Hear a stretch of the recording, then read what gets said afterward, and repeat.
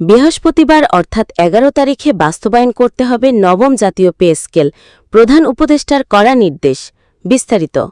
আসসালামু আলাইকুম প্রিয় দর্শক, কেমন আছেন সবাই? আশা করছি সবাই ভালো আছেন।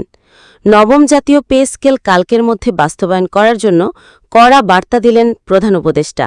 তাই অনুরোধ করব ভিডিও সম্পূর্ণ দেখুন, এবং আপনি যদি আমাদের চ্যানেলে নতুন হয়ে থাকেন তাহলে অনুগ্রহ করে চ্যানেলটি সাবস্ক্রাইব করবেন এবং ভিডিওতে একটি লাইক দিবেন। বৃহস্পতিবার পে স্কেল বাস্তবায়ন করতে পে কমিশনকে কঠোর হুঁশিয়ারি দিলেন প্রধান উপদেষ্টা।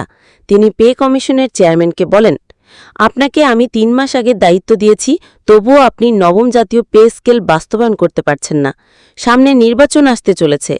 আমরা সরকারি চাকুরিজীবীদের কথা দিয়েছিলাম যে নির্বাচনের আগেই নবম জাতীয় পে স্কেল বাস্তবায়ন করব।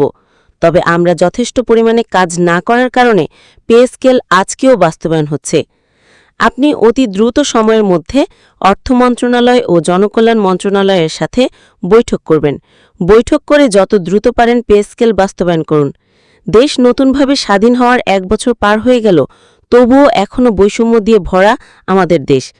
আমরা চাই আমাদের সোনার বাংলায় আর কোনো বৈষম্য যেন না থাকে, সেদিকে আমাদের খেয়াল রাখতে হবে।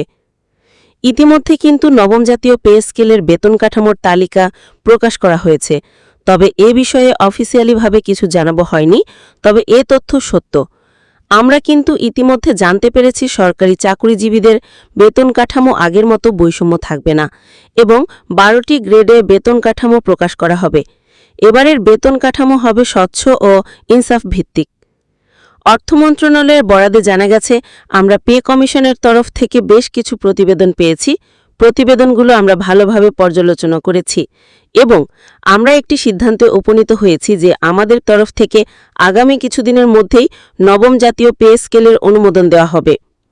বাংলাদেশের প্রায় ১৫ লক্ষ সরকারি চাকুরিজীবীদের মনের আশা পূরণ হতে চলেছে। ইতিমধ্যে দেখেছেন নবম জাতীয় পে স্কেলের বেতন কাঠামো প্রকাশ করা হয়েছে। প্রথম গ্রেডে বেতন ভাতা নির্ধারণ করা হয়েছে ১,৩০,০০০ টাকা। দ্বিতীয় গ্রেডে বেতন ১,২০,০০০ টাকা। তৃতীয় গ্রেডে বেতন ভাতা নির্ধারণ করা হয়েছে ১,০৫,০০০ টাকা। চতুর্থ গ্রেডে বেতন ৮৫,০০০ টাকা নির্ধারণ করা হয়েছে। পঞ্চম গ্রেডে বেতন নির্ধারণ করা হয়েছে ৭৫,০০০ টাকা। ষষ্ঠ গ্রেডে বেতন নির্ধারণ করা হয়েছে ৬৪,০০০ টাকা। সপ্তম গ্রেডে বেতন ৫৫,০০০ টাকা।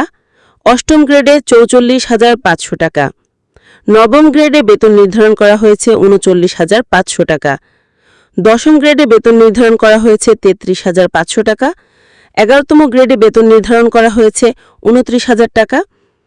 দ্বাদশতম গ্রেডে বেতন নির্ধারণ করা হয়েছে ২৫,৫০০ টাকা। বিশেষজ্ঞরা মনে করেন এই সর্বপ্রথম বাংলাদেশে ইনসাফ ভিত্তিক বেতন কাঠামো প্রকাশ করা হয়েছে। তাই এইবার এই বেতন কাঠামো অনুযায়ী সরকারি চাকরিজীবীদের গ্রেড হিসেবে আর কোনো বৈষম্য থাকবে না। আপনাদের যদি কোনো দাবি থাকে তাহলে আমাদের কাছে উপস্থাপন করুন, আমরা তা ছড়িয়ে দিব ইনশাল্লাহ।